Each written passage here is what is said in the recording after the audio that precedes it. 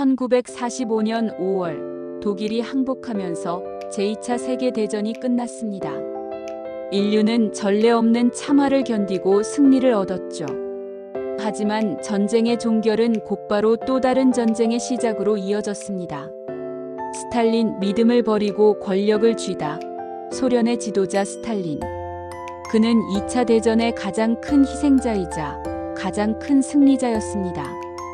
2천만 명이 넘는 소련인이 전쟁에서 목숨을 잃었고 유럽 동부 대부분을 붉은 군대가 해방했으며 그 대가로 스탈린은 안전한 국경선과 영향력을 요구했죠. 그 핵심이 바로 동유럽 영향권 보장이었습니다. 그는 독일과 소련 사이에 완충지대를 만들기 위해 폴란드, 헝가리, 루마니아, 체코슬로바키아 등 동유럽 국가들을 사실상 소련의 위성국가로 만들려 했습니다. 얄타 회담에서 그는 자유선거를 하겠다고 약속했습니다. 국민이 스스로 정부를 선택할 권리를 보장하겠다는 말이었죠. 하지만 그건 말뿐이었습니다. 자유선거, 그건 연극이었을 뿐. 스탈린은 먼저 붉은 군대를 주둔시키고 공산당 중심의 임시정부를 세운 뒤 선거를 강행했습니다. 야당은 탄압되고 언론은 검열되며 정치인은 체포됐고 결과는 항상 공산당의 압도적 승리. 서방은 이를 보고 말합니다. 이건 민주주의가 아니라 공산주의식 연극이다. 처칠. 군사적, 정치적으로 점령된 동유럽. 소련은 전쟁이 끝난 후에도 붉은 군대를 동유럽에 남겨두었습니다. 그 군대는 단순한 해방군이 아니었습니다. 루마니아, 헝가리, 불가리아에서는 반공 인사를 강제 숙청했고 체코슬로바키아에서는 공산 쿠데타가 발생했으며 폴란드에서는 망명정부 대신 친소정부가 세워졌습니다.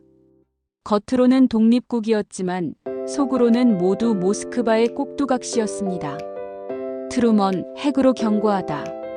미국의 새 대통령 해리 트루먼. 그는 루즈벨트처럼 소련과 타협하지 않았습니다. 힘의 외교, 냉정한 계산. 포츠담 회담 당시 그는 스탈린에게 은근히 힌트를 줍니다. 우린 전례 없는 무기를 갖고 있습니다. 그리고 며칠 뒤 히로시마와 나가사키에 원자폭탄이 떨어졌습니다. 전 세계는 충격에 휩싸였고 스탈린은 얼굴을 굳힌 채 말없이 돌아갑니다. 하지만 그날 밤 그는 과학자들에게 명령을 내립니다. 우린 핵무기를 만들어야 한다. 스탈린. 그때까지 소련은 핵무기를 갖고 있지 않았습니다. 1949년이 되어서야 첫 핵실험에 성공하죠. 히로시마의 폭탄은 일본에게 떨어졌지만 그 경고는 모스크바를 향해 있었던 겁니다. 처칠, 냉전을 선언하다.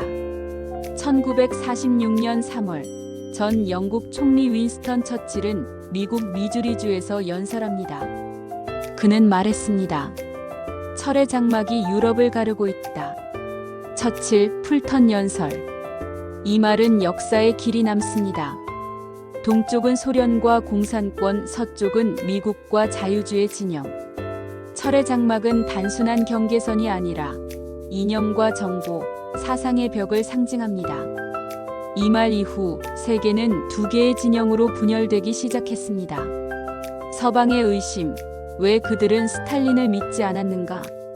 서방이 스탈린을 신뢰하지 않은 데는 이유가 있었습니다. 전쟁 직후 동유럽 공산화는 약속과 다른 일방적 조치였고 소련은 코민포름 공산당 정보국을 통해 전 세계 공산당들을 하나로 묶으려 했습니다. 서방의 시각에서는 스탈린은 단지 소련의 안보만을 원하는 게 아니라 전 세계 공산화를 꿈꾸는 독재자다. 결국 1947년 미국은 공산주의 확산을 막기 위해 어디든 개입하겠다는 트루먼 독트린을 발표합니다. 소련은 곧바로 코민포름을 결성해 대응합니다. 공산주의 진영 전체를 하나로 묶고 마셜 플랜에 반대하며 미국의 영향력을 유럽에서 축출하려 하죠. 냉전은 왜 시작되었는가? 전쟁은 끝났지만 서로를 믿지 못한 승자들. 스탈린은 안보를 명분으로 동유럽을 점령했고 트루먼은 핵을 통해 힘의 균형을 만들려 했고 처칠은 그 이념의 대립을 철의 장막이라 이름 붙였습니다. 그 순간 총성 없는 전쟁, 냉전이 시작된 겁니다. 전쟁은 끝났지만 믿음은 무너졌다. 세 명의 지도자, 그들의 결정이 세계를 반으로 갈랐습니다. 그리고 지금 이 순간에도 우리는 또 다른 냉전의 문턱에 서 있는지도 모릅니다. 구독과 좋아요는 역사를 지키는 힘입니다. 타임키퍼와 함께 다음 시간 여행에서 만나요.